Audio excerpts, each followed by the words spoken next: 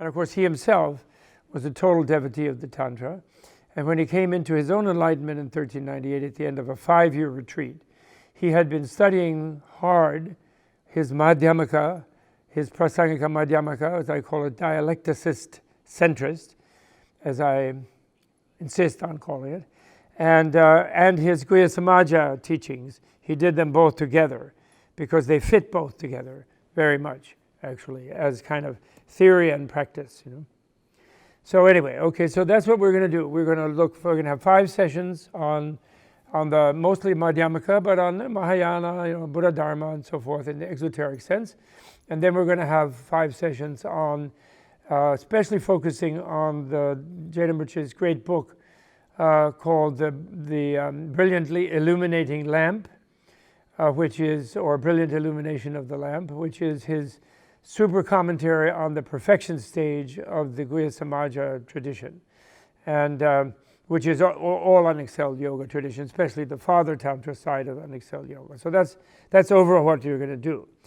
Now, also I want to just say, since this is the first session, what are we going to accomplish together? What can we possibly accomplish with such a kind of huge thing in 10 sessions, in a short course of 10 sessions? And first of all, we want to find out more about who Tsongkhapa was and what was his breakthrough accomplishment in a way. For the Dharma, 2,000 years, just about exactly 2,000 years after Shakyamuni's initial major breakthrough on the planet. And for Tibet, as a cradle for the Dharma's full Indian form, which only Tibet preserves. That full Indian form, which India came into from around 500 to 1000 of the Common Era. And full Indian form means where the Theravada or Mahasangika versions of individual vehicle Buddhism, as I call it, I refuse to call it lesser or lower vehicle.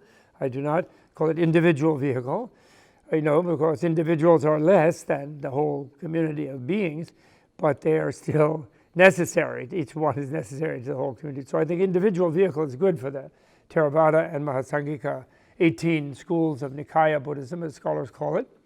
And universal vehicle or Mahayana Buddhism.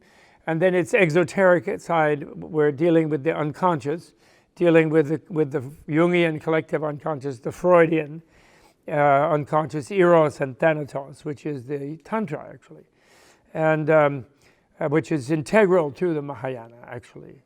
And even as both Mahayana and Tantra are integral to the individual vehicle, I will argue as we go along. So what was his breakthrough in relation to all of that, such that it is a tradition by his fans that, but for him, certain predictions made by Shakyamuni in certain texts, that the Dharma would only last about 2,000, 1,500, 2,000 years, and then there would be a 500-year period of counterfeit Dharma, fake Dharma, which would have begun around Tsongkhapa's time, since that is about 2,000 years. And so there's an idea that he renewed that in Tibet, so that we didn't have, there wasn't mainly a counterfeit Dharma. There was still some true, full blast Dharma, not with the immediate presence of Shakyamuni, but because of the way Tantra works, with the subtle plane presence of Shakyamuni Buddha, let's call it. So, still there, in other words. So whether we believe in that or not, we don't have to worry about it, but how is it that he is thought of that way?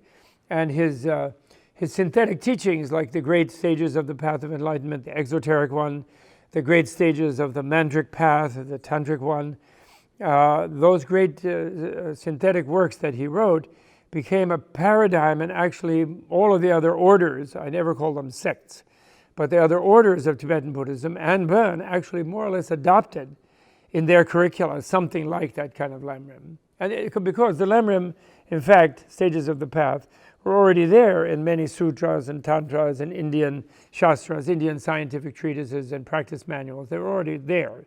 They were just brought out in a very, very usable way, which is what made him popular.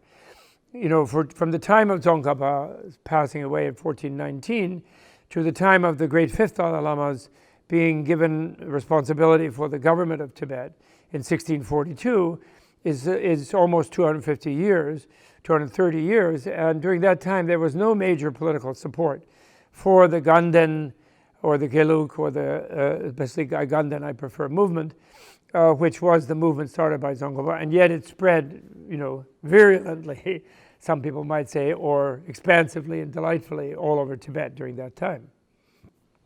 And so taking up that insight, what it is, we want to find out together how it can help us become more enlightened ourselves, which doesn't mean either become a Buddhist or become a Gelugpa Buddhist or become a fanatic about Tsongkhapa. It means using these teachings, methods, understandings, especially central understanding, I would say, and also the incredible vista of what is possible to be attained by Unexcelled Yoga Tantra of a human being, how a human being can use a life most possibly fruitfully, and use that in whatever tradition one is doing, which doesn't even have to be Buddhist at all. But anyway, you find out how such insights and methods and arts can help us become more enlightened ourselves, and to understand intellectually, which means experientially, who and what we are, what our best purpose might be, how best to accomplish it for ourselves and others, and how to live the joy of knowing that we are making our lives meaningful, taking the essence of the opportunity of enjoying the human form.